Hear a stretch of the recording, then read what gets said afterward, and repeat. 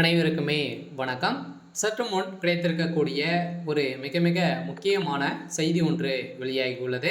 சற்று முன் ஸ்டாலின் மொத்த அதிகாரம் பறிப்பு, இது மாதிரி செய்திகள் வெளியாயிருக்கு.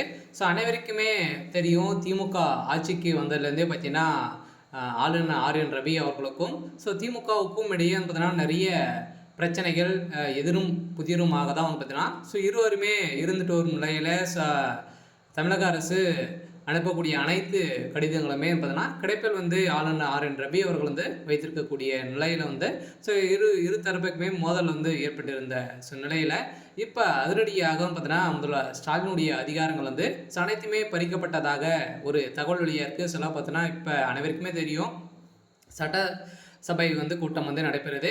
இன்று பார்த்தீங்கன்னா அதிரடியாக லாஸ்ட் நாளாக பார்த்தீங்கன்னா இன்று முடிவடையக்கூடிய நிலையில் அதிரடியாக கரூர் நடந்த சம்பவத்தின் அடிப்படையில் அதிரடியாக முதல்வர் ஸ்டாலின் அவர்களுக்கும் திமுகவுக்கு தான் இது தொடர்பு இருக்குது அப்படின்ற மாதிரி சிபிஐ விசாரணையில் தெரிய வந்திருக்கக்கூடிய நிலையில் தான் இப்போ அதிரடியாக முதல்வர் ஸ்டாலினுடைய அதிகாரங்கள் பறிக்கப்பட்டதாக ஒரு தகவல் வழியாக இருக்குது. சொல்ல பார்த்தீங்கன்னா இந்த விஷயம் ஆளுநர் ஆர்.என். ரவி அவர்களுக்கு போக இப்போ அதிரடியாக ஏற்கனவே ஆளுநர் ஆர்.என். ரவி அவர்களுக்கும் முதல்வர் ஸ்டாலின் அவர்களுக்கும் இடையே நிறைய பிரச்சனைகள், திமுகவுடைய ஆட்சியை ஒழிக்க வேண்டும் என்ற ஒரே நோக்கோடு தான் ஆளுநர் ஆர்.என். ரவி அவர்களுடைய பதவிக்காலம் முடிந்து கூட இப்போ பதவியில் மத்திய அமைச்சகம் பார்த்தீங்கன்னா அதிரடியாக அவருடைய பதவி நீடித்து வைத்திருக்கக்கூடிய நிலையில் இதற்காக தான் இப்போ வருகின்ற சட்டமன்ற தேர்தல் வரப்போகுது. அந்த தேர்தலுக்காக பார்த்தீங்கன்னா அனைவருமே காத்துட்டு இருக்காங்க. திமுக ஒரு மிகப்பெரிய தோல்வி அடையும் அப்படின்ற மாதிரி எதிர்பார்ப்புகள் இருக்கு. இருந்தாலுமே இப்போ அதிரடியாக இந்த கரூர் வழக்கின் மூலமாக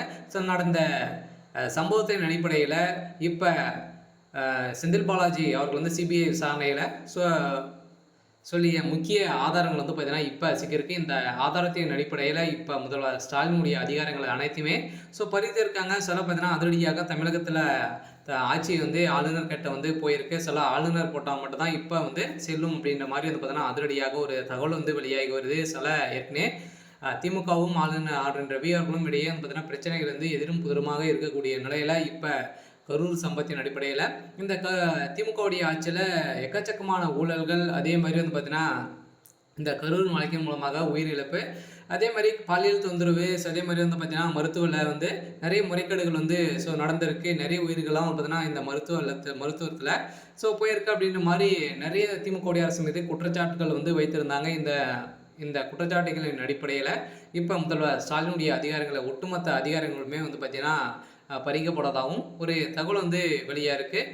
இருந்தாலுமே என்ன நடக்க போகுது அப்படின்றத வெயிட் பண்ணி பார்க்கலாம். இது மாதிரி செய்திகளை தெரிஞ்சுக்கணும் அப்படின்னா மறக்காமல் நம்மளுடைய சேனலை